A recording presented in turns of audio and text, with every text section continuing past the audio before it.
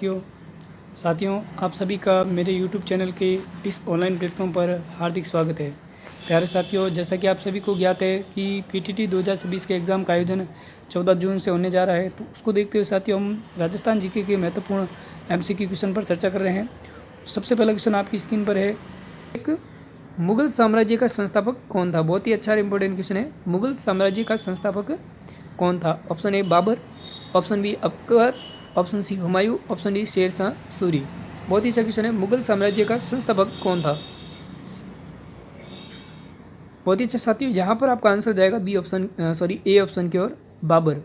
बाबर है जो साथियों मुगल साम्राज्य का संस्थापक था। जहीरुद्दीन मुहम्मद बाबर ने, इनका पूरा नाम साथियों जहीरुद्दीन मुहम्मद बाबर, जहीरुद्दीन मुहम्मद बाबर, इनका साथियों पूरा नाम था। और इन्होंने 1526 में पानीपत की पहली लड़ाई लड़ी, पानीपत का पहला युद्ध किया था। तब इब्राहिम लोदी को हराकर, किसे हराया, इब्राहिम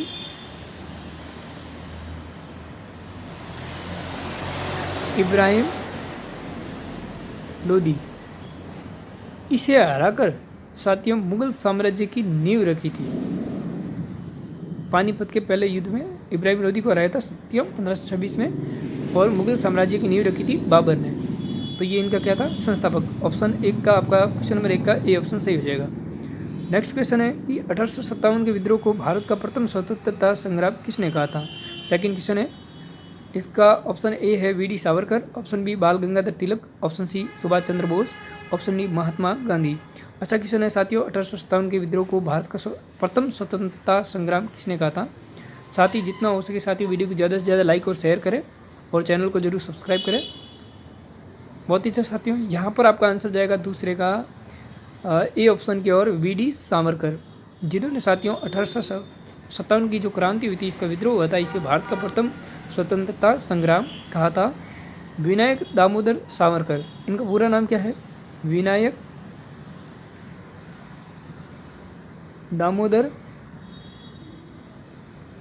सावरकर, इनका साथी पूरा नाम है। और साथियों इन्होंने अपनी पुस्तक the Indian war of independence, the Indian war of independence,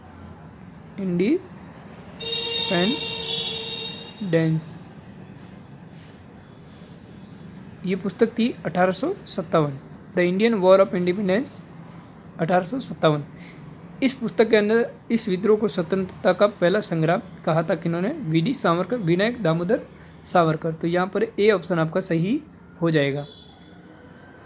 next questions आपकी स्क्रीन पर साथियों, अच्छा क्वेश्चंस है, सिंधु घाटी सभ्यता का प्रमुख स्थल लोथल वर्तमान में कहाँ पर स्थित है। अच्छा क्वेश्चन है साथियों, जो लोथल है ना, सिंधु घाटी सभ्यता का प्रमुख स्थल है, ये वर्तमान में कहाँ पर स्थित है। Option A Rajasthan, option B Gujarat, option C Punjab, option D Haryana.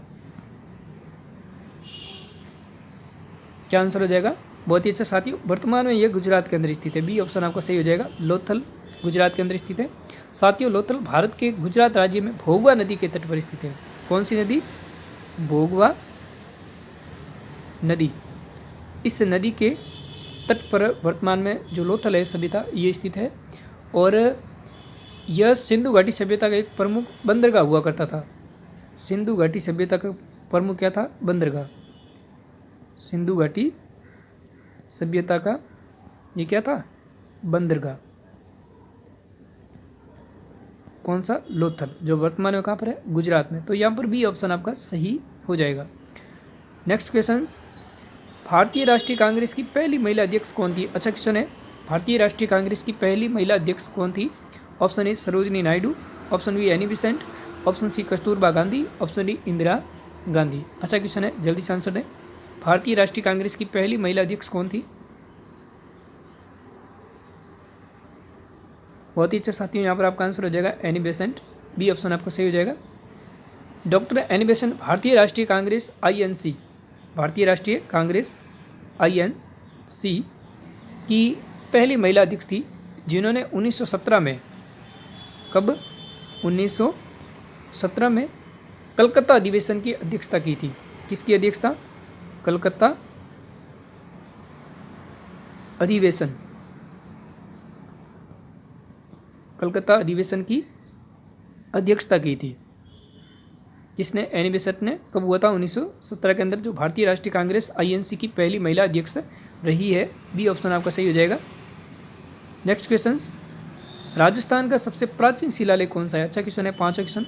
Rajasthan का सबसे प्राचीन शिलालेख कौन सा है? ऑप्शन ए चिरवा का शिलालेख, ऑप्शन बी बिजोलिया शिलालेख, ऑप्शन सी बड़ली का शिलालेख, ऑप्शन डी गटियाड़ा शिलालेख। जल्दी से बताएं। अच्छा क्वेश्चन है साथियों, बहुत बार पूछा हुआ है कि सबसे प्राचीन शिलालेख राजस्थान का कौन सा है। बहुत ही अच्छा साथियों, यहाँ पर आपका आंसर हो जाएगा बड़ली का शिलालेख। सी ऑप्शन है वो आपका सही हो जाएगा। साथियों, बड़ली का शिलालेख है जो राजस्थान का सबसे प्राचीन शिलालेख है, और जो ये अजमेर ज़िले के बड़ली गांव के अंदर स्थित है। कहाँ पर है? अजमेर ज़िले के बड़ली गांव में आपका बड़ली शिलालेख है जो राजस्थान का सबसे प्राचीन शिलालेख है। सी ऑप्शन आपका सही हो जाएगा। नेक्स्ट क्वेश्चन साथियों, कि राजस्थान के जैसलमेर ज़िले में स्थानांतरित होने वाले बालू का स्तूप सैंड ड्यून्स को स्थानीय भाषा में क्या कहा जाता है? वेरी इंपॉर्टेंट क्वेश्चन है साथियों। जो जैसलमेर ज़िला है वहाँ पर स्थानांतरित होने वाले बाली का जो स्तूप होते हैं सैंड ड्यून्स, उनको स्थानीय भाषा में क्या कहा जाता है? Option A Girwa, option B Dhariyan, option C Uparmal, option D Khadar. अच्छा क्वेश्चन है साथियों। और साथियों, जितना हो सके वीडियो को ज़्यादा से ज़्यादा लाइक और शेयर करें और चैनल को जरूर सब्सक्राइब करें। यहाँ पर आपका आंसर हो जाएगा साथियों बी ऑप्शन की ओर, यानी धरियन कहा जाता है, जो जैसलमेर ज़िले के अंदर स्थित है। स्थानांतरित होने वाले जो टीले होते हैं जो अरावली पहाड़ियों के पश्चिम थार मरुस्थल, जो विशेषकर जैसलमेर ज़िले में है, हवा के साथ अपना स्थान बदलने वाले गतिशील बालू का स्तूप। ये जो धरियन है ना, ये हवा के साथ अपना स्थान बदल देते हैं। हवा के साथ स्थान बदलना, ये क्या करते हैं? हवा के साथ अपने स्थान को क्या कर देते हैं? बदल देते हैं, जिन्हें धरियन कहा जाता है। और इन क्षेत्रों में आबादी न के बराबर होती है। यहाँ पर आबादी बिल्कुल नहीं है, आबादी न के बराबर। ये जो क्षेत्र है बालू का स्तूप वाले, धरियन वाले, यहाँ पर, तो यहाँ पर बी ऑप्शन आपका सही हो जाएगा।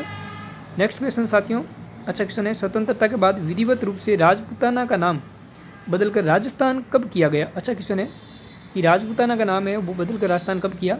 ऑप्शन ए 30 मार्च 1949, ऑप्शन बी 26 जनवरी 1950, ऑप्शन सी 1 नवंबर 1956, ऑप्शन डी 15 अगस्त 1947। राजस्थान जो राजपूताना जो नाम था उसको बदलकर राजस्थान कब किया गया?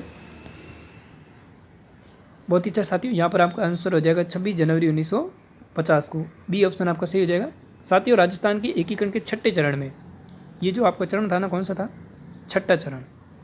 इस छठे चरण में 26 जनवरी 1950 को भारत का संविधान लागू हुआ था।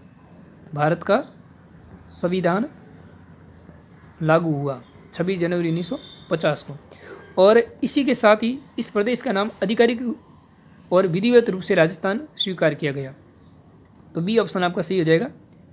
नेक्स्ट क्वेश्चंस, प्रसिद्ध चांद बावड़ी राजस्थान के किस जिले में स्थित है? वेरी इंपॉर्टेंट क्वेश्चन साथियों, बहुत बार एग्जाम में पूछा हुआ है। चांद बावड़ी राजस्थान के किस जिले के अंदर स्थित है? Option A Jodhpur, option B Bundi, option C Dausa, option D Bikaner.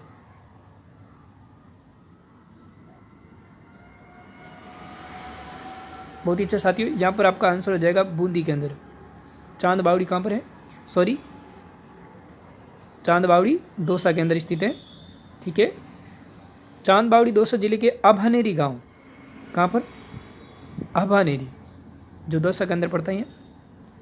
चांद बावड़ी आभानेरी गांव के अंदर स्थित है, और इसे दुनिया की सबसे गहरी और सबसे खूबसूरत बावड़ियों में से एक है। यह जो बावड़ी है ना, सबसे गहरी बावड़ी है दुनिया की और सबसे खूबसूरत बावड़ियों में से एक है। और इसका निर्माण साथियों 9वीं शताब्दी में, कौन सी शताब्दी? 9वीं शताब्दी के अंदर साथियों इसका निर्माण निकुंभ राजवंश के राजा चंदा, राजा कौन थे? चंदा, या इसे कहीं कहीं पे चंद्र लिखा आता है, चंद्र, इन्होंने करवाया। और यह अपनी अद्भुत वास्तुकला और भूल भुलैया जैसी सीढ़ियों के लिए प्रसिद्ध है। तो सी ऑप्शन आपका सही हो जाएगा। चांद बावड़ी आभानेरी दौसा के अंदर स्थित है। नेक्स्ट क्वेश्चंस, राजस्थान की वह प्रसिद्ध झील कौन सी है जिसमें गोमती नदी आकर गिरती है और जिसके उत्तरी भाग को नौ चौकी कहा जाता है? वेरी इंपॉर्टेंट क्वेश्चन है साथियों, बहुत ही अच्छा क्वेश्चन है कि राजस्थान की वो कौन सी झील है जिसमें गोमती नदी आकर मिलती है और इसके उत्तरी भाग को 9 चौकी कहा जाता है। ऑप्शन ए जयसमंद झील, ऑप्शन बी राजसमंद झील, ऑप्शन सी पुष्कर झील, ऑप्शन डी कायलाना झील। जल्दी से बताइए क्या आंसर होगा। गोमती नदी आकर मिलती है उस झील के अंदर और उत्तरी भाग को 9 चौकी कहा जाता है। तो बहुत ही अच्छा साथियों, आपका यह आंसर हो जाएगा राजसमंद झील। बी ऑप्शन है वो आपका सही हो जाएगा, राजसमंद झील है। और साथियों ये राजसमंद के अंदर स्थित है और इस झील का जो निर्माण है महाराणा राज सिंह ने, किसने करवाया?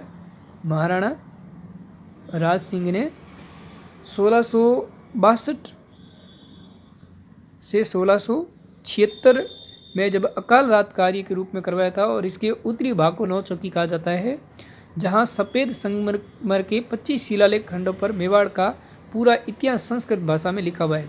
कितने शिलालेखों पर? 25 शिलालेख खंड है जो संगमरमर के बने हुए और इन पर मारवाड़ का इतिहास लिखा गया है संस्कृत भाषा के, मेवाड़ का इतिहास संस्कृत भाषा के अंदर लिखा गया है और जिसे राज प्रशस्ति कहा जाता है। क्या कहा जाता है? राज प्रशस्ति, राज प्रशस्ति कहा जाता है और यह संसार का सबसे बड़ा शिलालेख है। राजसमंद झील के किनारे है राज प्रशस्ति। तो यहाँ पर बी ऑप्शन आया वो आपको सही हो जाएगा। नेक्स्ट क्वेश्चन साथियों, बाड़मेर सांचौर बेसिन में खोजे गए मंगला, भाग्यम एवं ऐश्वर्या का संबंध किससे है? बहुत ही अच्छा और इम्पोर्टेंट क्वेश्चन है साथियों, वेरी इंपॉर्टेंट।